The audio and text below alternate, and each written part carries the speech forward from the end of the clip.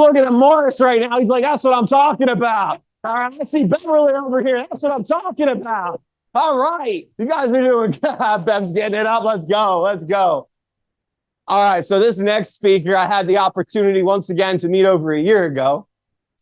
And I walked up to him earlier this afternoon. I was like, hey, give me 2 or 3 things that you want me to say about you. But there's a repeated pattern lately. They're like, just say whatever you want. I'm like, are you sure? I don't know how well this is going to go. So starting off with this guy, the first time I met this guy, I honestly think I scared the crap out of him. And I'll tell you why, because the first time I met him was Movement Maker Live in March. And I don't know if you guys know this or not about me, but I'm an energetic individual.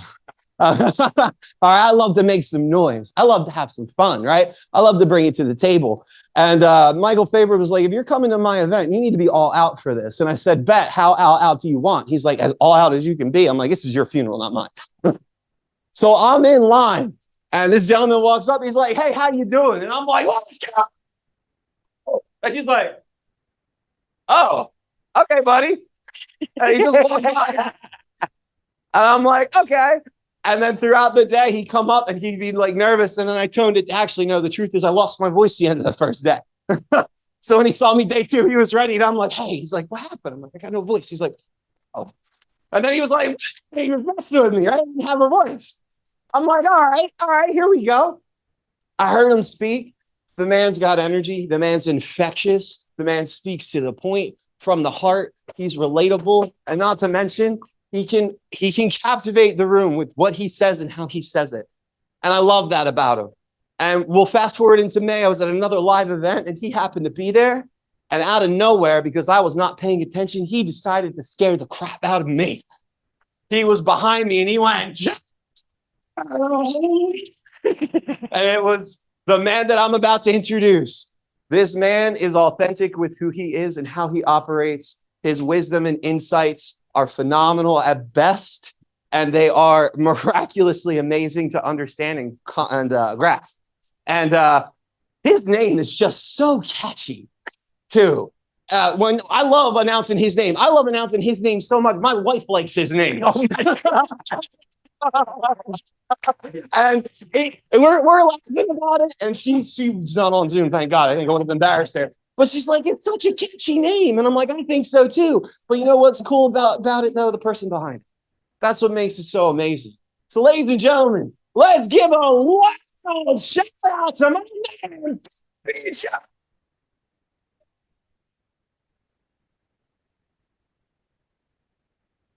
Oh my God. I'm just cracking up back here listening to this man introduce me. But hey, let's give him a round of applause. Has he not been awesome today? Holy shit, bro. Yeah, it's funny. That story happened exactly the way he said it. But what was interesting is I was talking to Michael about this event. And he was like, I was like, so who's going to do the MC? We're talking about that. And he's like, oh, James Muller's going to be there. And I think he's going to step up. I was like, that's fucking perfect. This dude has tons of energy. And when I'm at an event, if you have ever been to an event with me, even if I'm not on stage, you will hear me.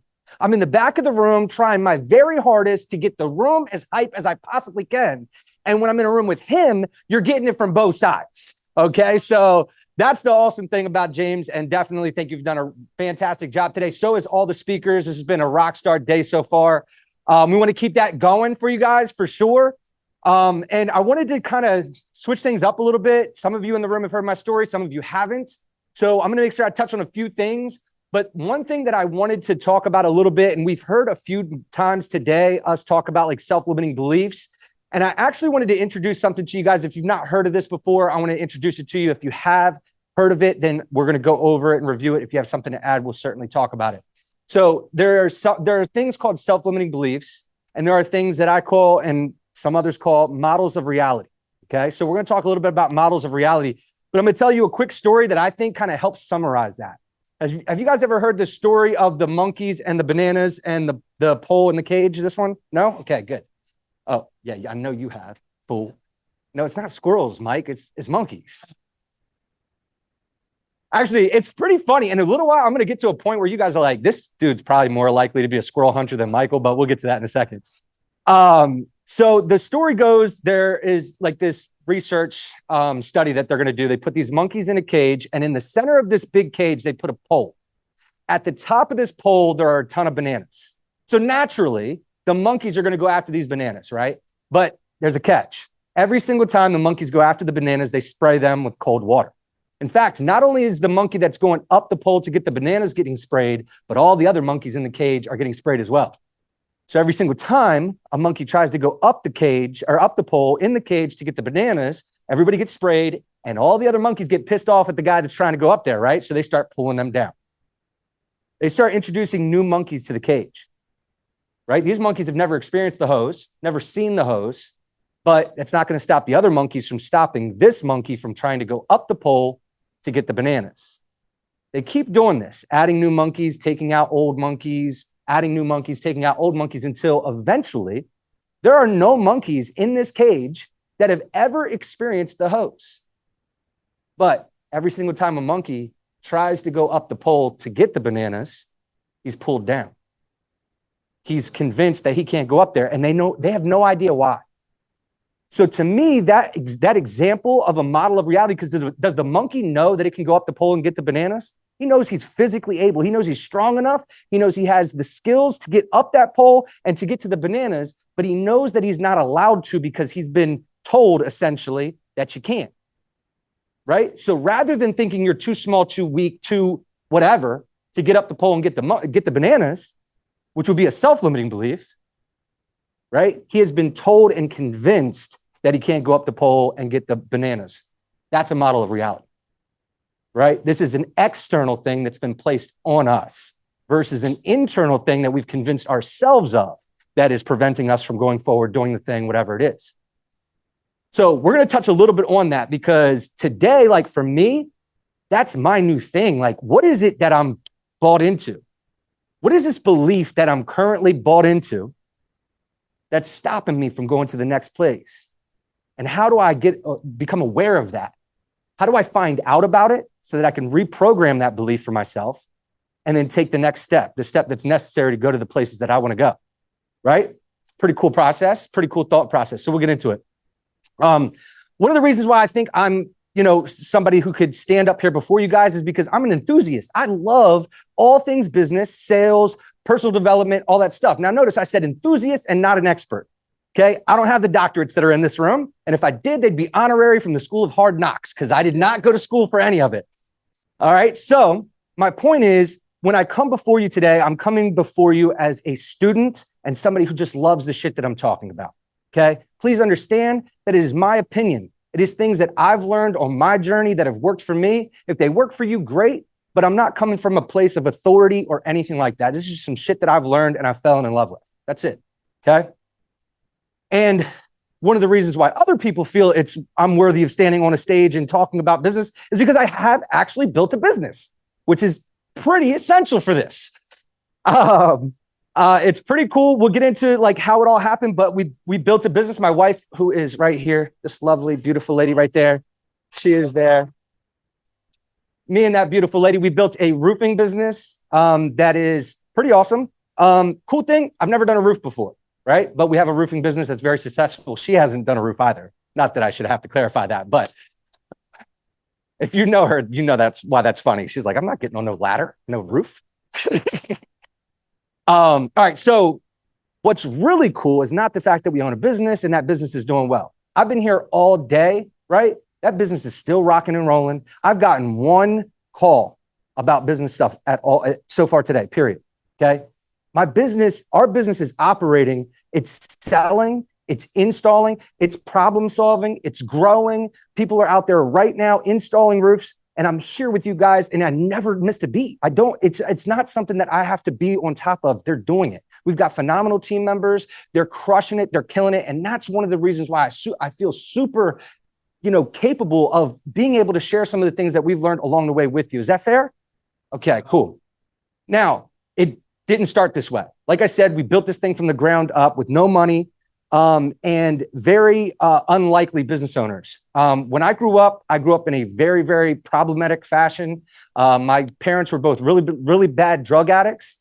And we grew up in a single wide metal trailer. Now, and this was like a 1970s metal trailer. So if you could picture this with me, we were set in, this is why I say the squirrel thing a little bit. We were set back in a wooded lot. It has all white metal siding, but it was from the 70s, so it's all like faded metal. It had like sunflower yellow trim, but again, faded, right? It had brown skirting, okay? So anybody like kind of getting a visual of this right now? And we had broken some windows over time. So we had like bags over top of the windows. Now, we'll say this, they were put up there really well, okay? We taped all the edges, you know what I mean? They weren't just hanging there, okay? And this was the setting. My parents were both, they had struggled with drugs and addiction. And, you know, I always look back on my childhood and I'm like, man, on paper, this looks like some pretty shitty shit. But you don't know what you don't know, right? It's relative. I was having the time of my life most of the time. That's the facts. I didn't know until, you know, I was told later that I was poor, right? Becca talked about somebody else putting a label on her. I didn't know that I was broke. I didn't know that my house was a trailer. It was home, you know? Other kids made me aware of that as time would go on. The schools kind of saw the condition that me and my siblings were in, and they got involved. They came and did an investigation. They're like, what's going on? Because you've been wearing that all week. You know what I mean?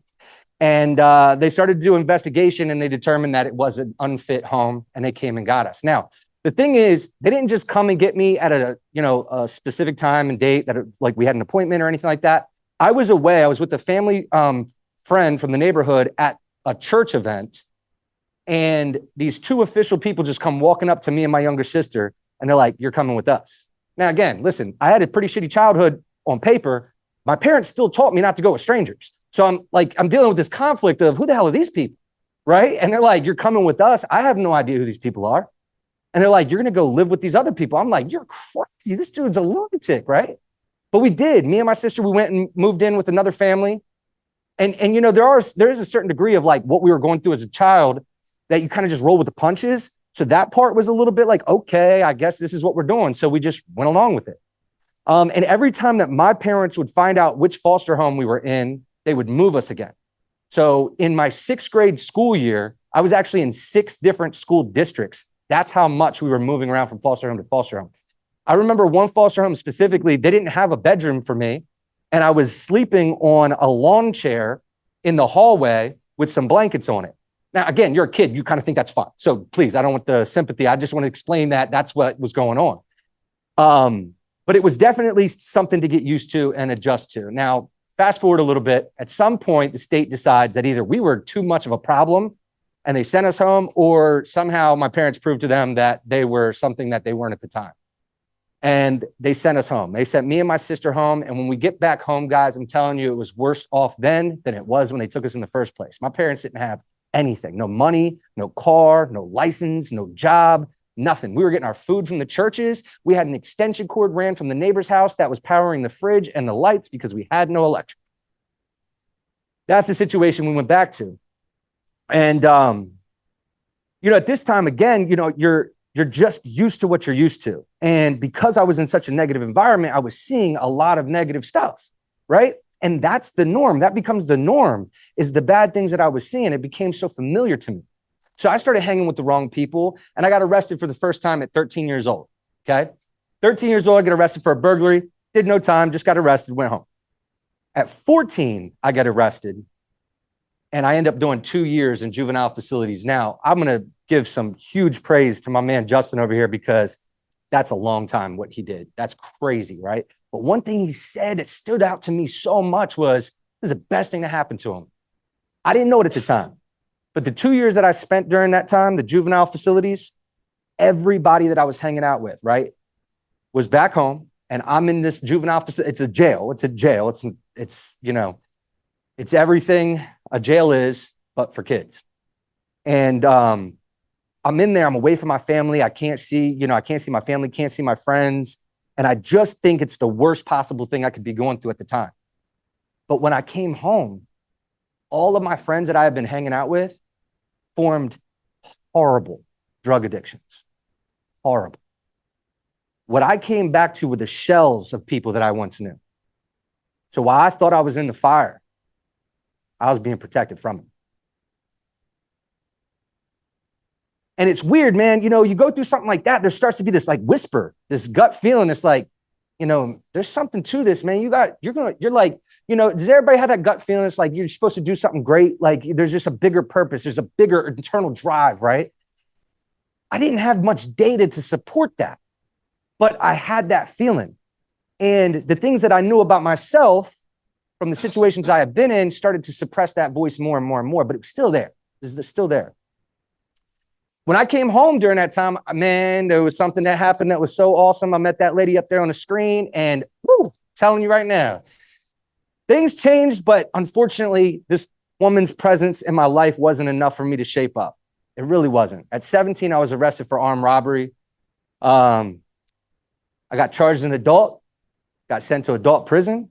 While I was in that adult prison, I had left Heather behind and she was pregnant with our baby girl, Ariana.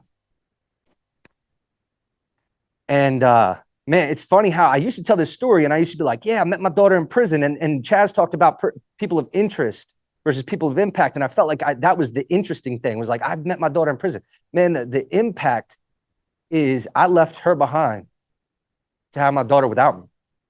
She had to do that on her own, our first child. You know, the little blue and pink blanket, the white blanket and blue and pink stripes or whatever. The pictures that you're supposed to take, holding her hand while she's going through that. I wasn't there for any of that. And that's had an impact on me, reflecting on that time and what that was. And man, it's interesting how even my daughter's presence in my life wasn't enough because I was stuck in this behavior, right? How many people when they were growing up, how many people when they were growing up were a little bit of a problem child? Come on, you misfits, raise your hands now. How many people were told if they get into trouble, they're going to impact their life in some negative way? How many people were ever arrested or in detention at school? Let's go with that one. Okay. Like, I need to get a little bit more relatable now. So I was told that, right? I was told that if you get into trouble, you're gonna impact your life. If you get arrested, you're gonna ruin your life. If you go to jail, you're gonna ruin your life. So see, I had been arrested at 13. I did 2 years when I was 14. I was convinced that I had already ruined my life. I was so bought into that model of reality that I had been taught, that model that everybody told me. I was so convinced that I had ruined my life already. And so I was just bought into that. I thought, because I know it doesn't look like it because I got arrested so many times, but I was actually a pretty good criminal. And I always look back, I'm like, man, if I would have got arrested for that other shit, I don't know. But anyway, no, but the thing is, I was always creative. I was always trying. I was trying.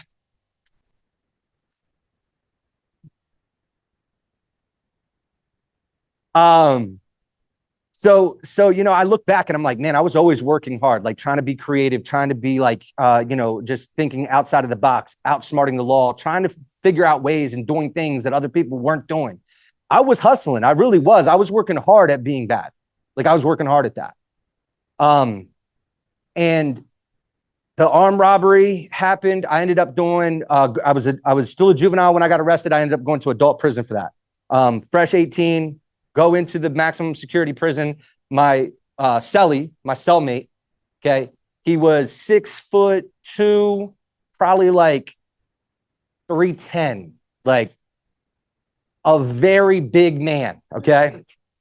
He was serving 2 life sentences for killing 2 people in Wilmington, Delaware, because it's a very violent area, Ashley.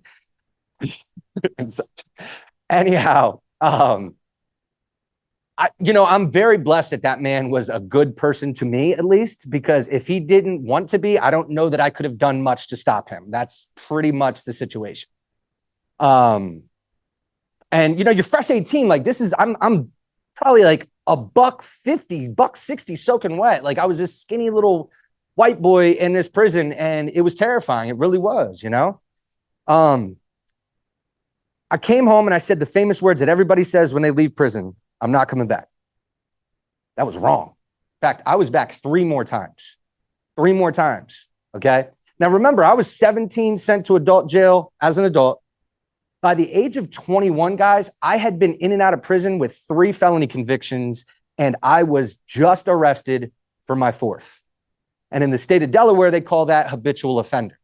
And in the state of Delaware, habitual offender, if you found guilty, you're going to do close to a life sentence. Now, with that being said, what's interesting is every single time I went to court, I took these things called plea offers, which at the time sounded really appealing because it was going to get me home quicker than going to court and trying to go to trial and probably losing and spending all that time in there. So I was like, all right, bet I'll take this plea and I'll go home sooner than I would have.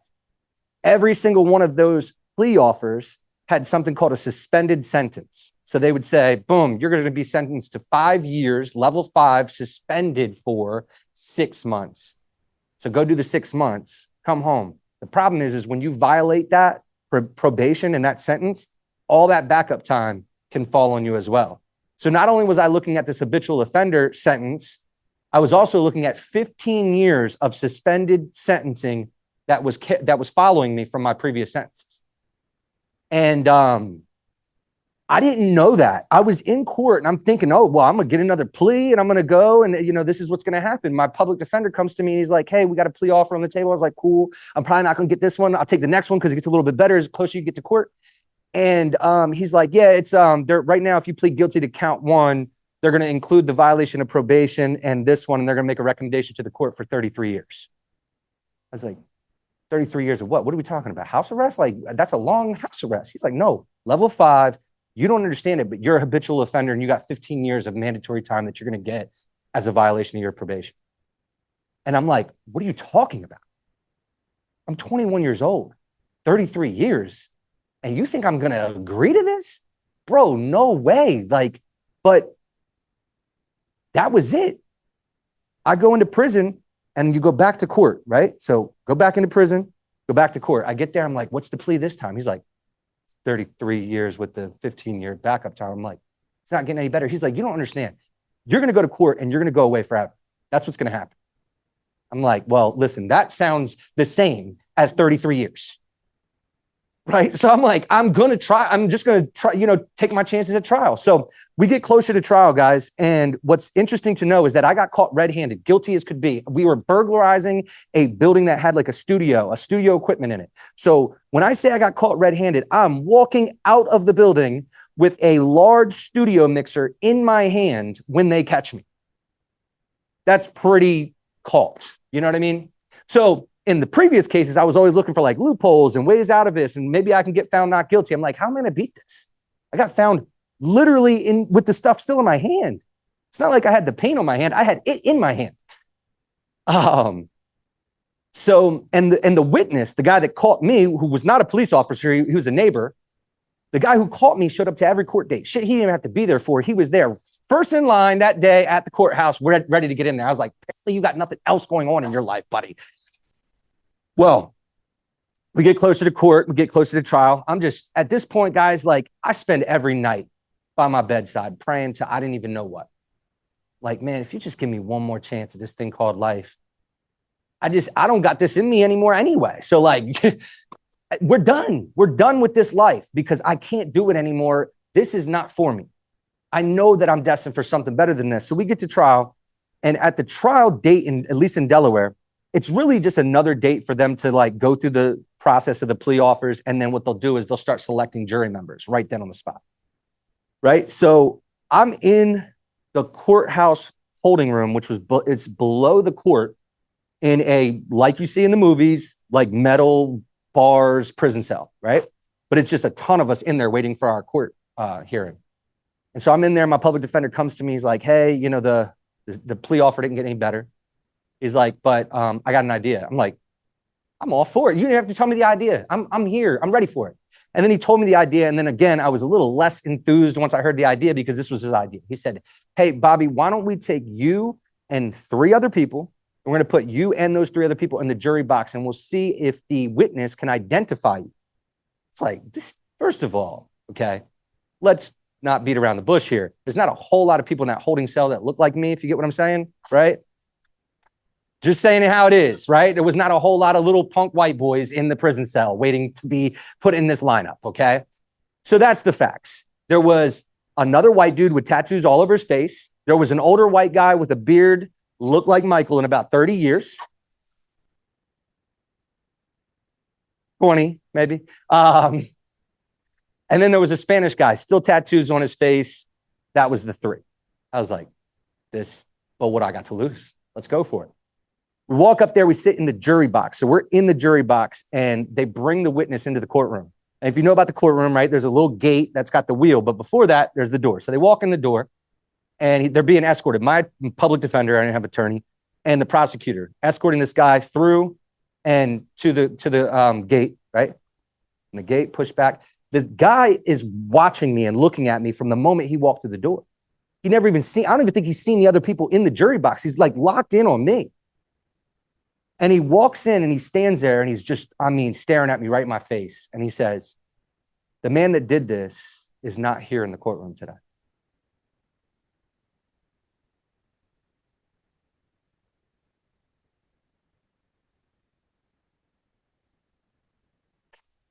So many people have asked me for an explanation on this. I don't got one. The best I can come up with is maybe this guy was tired of going to court. Maybe this guy was like, hey, you didn't even get away with this stuff. Maybe the 7 months that you've spent in here was enough for all this. But what he doesn't know or didn't know probably about what happened is everything got dismissed based on that. Because see, the probation violation was based on a new charge. No new charge, no violation of probation. Guys, I got released from prison that same day.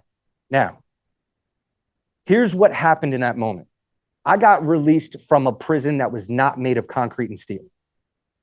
I was released from a prison that was made up of victim mentality, models of reality, right? All the scars and excuses of my childhood, right? The foster homes and all this stuff, everything that I wanted to blame for why I couldn't be what I wanted to be. Boom. I got no more time for excuses. I don't. So I came home and I'm like, all right, cool. I got another chance, but I still got 3 felonies and it's going to be hard for me to get a job. So I got to figure out a way to think outside the box. And that's exactly what I did. What I did was I went to my cousin who, by the way, I'm living in a house, in a trailer park with my uncle who gave me a place to sleep on his couch.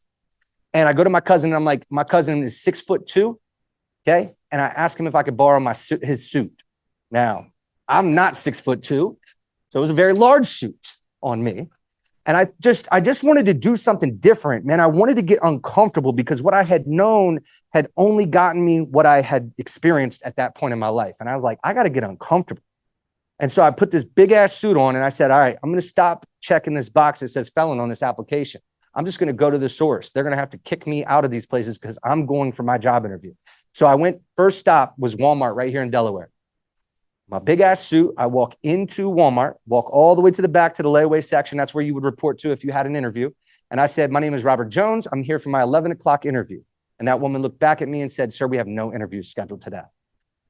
I stood my ground. I said, ma'am, I scheduled my interview for 11 o'clock. I confirmed it. Okay. No worries. I'll just have a seat here and I'll wait. Now, here's the reality. I did schedule the interview for 11 o'clock. I did confirm it, but I never confirmed it with anybody else. I just did it with myself. And so finally, after like what I felt was like 40 minutes was probably like 14, somebody comes around and is like, hey, come on back. Assistant manager of Walmart, who was less dressed than I was, who probably looked at me and was like, yeah, I got to hear what this guy's got to say. Gives me an opportunity and a job at Walmart, right? Now here, I've done what everybody said I couldn't do. I couldn't get a good job if I had a record. I couldn't get a job if I had a felony on my record, right? So I'm like, wait a minute. What they said isn't true? What they said isn't true? Because they said I couldn't. Now, here's what else happened. This was October. They were hiring for Christmas help. And he said, you're being hired, but you're also going to be let go after the holiday. So it was a part-time temporary position. But I didn't hear all that. I just heard the part that I was hired. And I said, all right, I stood out. I went the extra mile to get the job. So how can I go the extra mile to secure the job? And so I ended up staying overnight. They didn't even, I didn't ask anybody, but they had put me in the electronics department. I was selling TVs and the TVs looked terrible. Like one was showing like Lion King and a Colgate commercial. And like, it was just all over the place. There was nothing that was in order. So I said, all right, I learned as much as I could about these TVs, and I stayed overnight. I redid all the TVs on the back TV wall, cleaned everything off. And then my very first example of the mindset of abundance, the next day, I spent the entire day teaching all the other associates everything I had learned about the TVs. Okay. I can move many by myself, but we can move them all together. Right.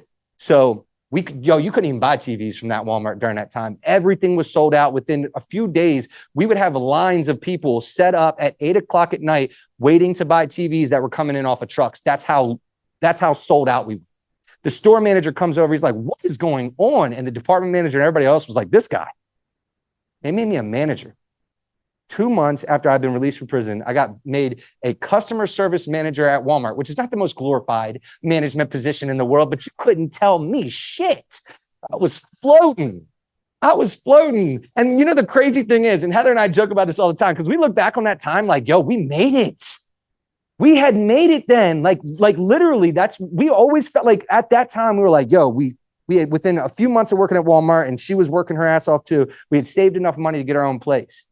You understand what that means? Like, I was in and out of foster homes. My trailer that I lived in as a child was a piece of shit. And now we just got our own home, her and I. What?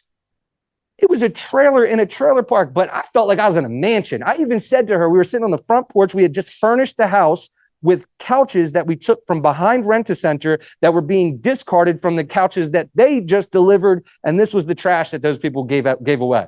We had just furnished the house with that stuff. And we're sitting on the front stoop. And I said to her, baby, I could live here for the rest of my life with you. And she looked at me and said, this will do for now. Yeah. And some people might be like, dang, that's what she did. But all I heard was, she thinks I can do better than this. She thinks I can do more than this. I was like, hold up, wait, can I do more than this? So we climbed, we grew. And in 2011, we started our first business. And guys, that business failed. I want to be perfectly transparent. 2 years in, it failed. I got out. Thank goodness I sold my share. And then like 6 months later, it closed. Hey, buyer beware. I didn't know it was going to. That's on them. But I learned a lot of lessons. You know what we did wrong? We decided we were going to be the cheapest. Mistake number one. We found out what our cost was to do what we were doing. And we were like, well, then we can be way down here and not even have to worry about it because we'll be the cheapest and people will just choose us. But with that came a lot of problems that we were not built to be able to handle. Okay. So when me and Heather started our new business in 2013, we said, we're going to be the most expensive. That's going to be the model. And we'll reverse engineer that to make sure that makes sense. Pack enough value in so that when the consumer looks at our offering, right, and I articulate this value proposition to my client, my prospective client, that there's no way that they could say no because I'm packing far more value than what I'm charging anyway, and I'm still the most expensive in the area. Well, the highest priced. That business thrived. It's done really well. We've got Small Business of the Year this year. We hit 5 million in 2020, and it's changed our lives. It's changed our lives. It's changed our lives. Along the way, though, I kept learning things about myself and the beliefs and the programming that I had learned and that I was learning, right? Because I thought being the cheapest would have been good because I could undercut people and I would get business that way, which was true until it wasn't, right? So I had to relearn and reprogram some of the things that I had been taught. I had to go in and become obsessed with the idea that not only is there stuff that I don't know that would be great to know, but there's stuff that I do know that's killing me. See, that's the thing that we don't think about as much, right? We're always on this journey of gaining knowledge. But what is it that we're currently programmed with that's holding us back? Mark Twain said, it's not what a man doesn't know that hurts him. It's what he knows to be true that isn't true at all that hurts him, right? And in that, you know how I found out the things that I needed to find out about what I knew? I got in communities. People, this is where I learned that I was doing, my programming wasn't updated, right? This is where I learned it. in communities of people that were crushing it in their industries or people that had little nuggets here and there. The information that I've gained over time has come from some of the most unlikeliest sources. My mother-in-law, and I love her to death, baby, I love your mom. She always gives me business advice. And you know what? I listen every single time because every now and then she hits me with a nugget and I'm like, I needed that. Thank you. You don't know where it's going to come from, right? It's our responsibility to filter out the bullshit. That's our responsibility, right? The new metric was how uncomfortable I could be. How uncomfortable can I be, right? How much can I dive into this mindset of what is going on in my life that is currently convincing me to do only so much, right? Meditation, communities, having people that are going to hold you accountable and tell you what it is. I don't want yes men around me. Like, I don't want people that are like, Bobby, you're great. You're doing so good. I was like, no, I don't want that. I want you to come to me and tell me what I'm doing wrong. Tell me what I'm doing wrong. So I know if you let me run and operate this way, you're not doing me any favors. I need to know the blind spots in my life. That's what I need. Guys, I've gone way over time. I'm sorry about this, but I want you guys to know this. Okay? Right now, based on the time, it was 2007. You want to know something crazy? My very first time going into a juvenile facility was October 16th, 2000. When I got released from prison, miraculously, it was October 16th, 2007. How crazy is that? I just celebrated that just last month. I say that to say this. Right now, to this day, I'm supposed to be a little over 17 years into my prison sentence.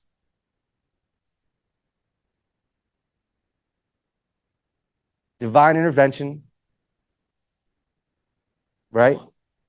And a pursuit with resilience and gratitude. People like, I've already won. Like, I'm so grateful. There's nothing like, I'm so grateful. I was having a conversation with Hudson earlier, and babe, close your ears on this one. I take a lot of risk in business, a lot of risk. Okay. Because guess what? How many people in here have seen the Greatest Showman? That's a classic, right? Where's Mike? Mike's not out here, but he's the one that told me about that. I watched it on the plane ride back from a men's retreat. In there, Barnum is having a conversation with Bailey, and they're arguing, right? And Barnum is convincing him that they're going to leverage some of the money from the circus to do this new thing that Barnum wants to do, right? And Bailey's like, dude, you're going to risk everything you built. And Barnum looks back at him and says, how do you think I built it? Right? So first of all, I want to be very clear. Business is risky, right? But nobody, I don't care. I don't know what kind of business you guys are running, but nobody's going to come and execute you if you make a mistake. Okay? Understand that. Somebody said earlier that mistakes are okay. Failure is okay. Failure and mistakes are not okay. They are absolutely fucking required. Do you understand that? If you are not failing and making mistakes, that means what? That you are not trying. You are not trying hard enough. You are comfortable and you are keeping that in your complacency, right? Because even if you're on the right track, you can get ran over if you just sit there, right? I take a lot of risk, but I'm so grateful. If something happens to my businesses, remember what I told you, when I was in the trailer park with that woman, I was good. I'm gonna be all right. I'm good. You understand the kind of peace that brings to me? I can take all the risk in the world because I'm good. I'm all right. Everything's okay. Nothing I'm doing today is going to cause somebody to put a gun to my head, right? So if I make a mistake in business, if I fail in business, I'm going to be all right. So I can push forward. I can take risks. I can move in a way that others might not be able to because they're so afraid of what a mistake might do. I'm free from that. Gratitude is pushing me free from that. I'm thankful and I'm grateful for all of you guys. Thank you guys so much.